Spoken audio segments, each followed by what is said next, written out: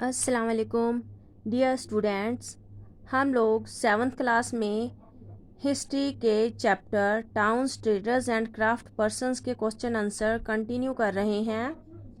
6th question है इसका, how important were craft persons for the building and maintenance of temples. जो craft persons थे वो buildings और टेम्पल्स को मेंटेन करके रखने के लिए कैसे इम्पॉर्टेंट थे। आंसर है इसका, craft persons were very important because they carried out inlay work in copper and silver. Craft persons बहुत इम्पॉर्टेंट थे क्योंकि वो कॉपर और सिल्वर के ऊपर कलाकारी का काम करते थे। Craft persons from Bidar were well known for Bidri work. जो क्राफ्ट पर्सन्स बेदार से थे उनका बिद्री वर्क बहुत मशहूर था। Goldsmiths, bronzesmiths, blacksmiths, masons, carpenters build temples.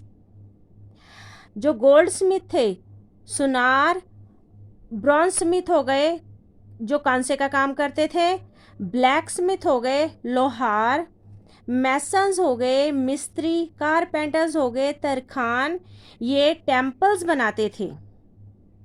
They also maintain them, और वो उनकी देखभाल भी करते थे। Weavers also played an important role in cotton textiles. Weavers हो गए कपड़ा बनाने वाले बुनकर, उन्होंने भी उनका भी कॉटन टेक्सटाइल में बहुत ही खास रोल था। 7th क्वेश्चन है, why did people from distant lands visit Surat. लोग दूर दूर से सूरत क्यों आते थे। आंसर है, people from distant lands visit Surat because लोग सूरत आते थे दूर दूर की जगहों से क्योंकि Surat was the gateway for trading with West Asia via the Gulf of Hormuz. Surat trading के लिए वेस्ट एशिया साइड में गेटवे था गल्फ ऑफ ऑर्मुज की तरफ से।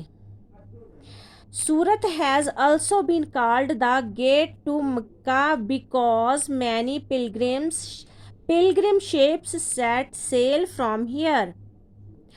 सूरत को मिक्का के लिए गेट भी कहा जाता था, मिक्का का दरवाज़ा भी कहा जाता था क्योंकि बहुत सारी हाजी शिप्स के थ्रू वहाँ पर जाते थे हज करने के लिए मिक्का में। There was a big market for cotton textiles. यहाँ पर कॉटन टेक्सटाइल की बहुत बड़ी मार्केट थी।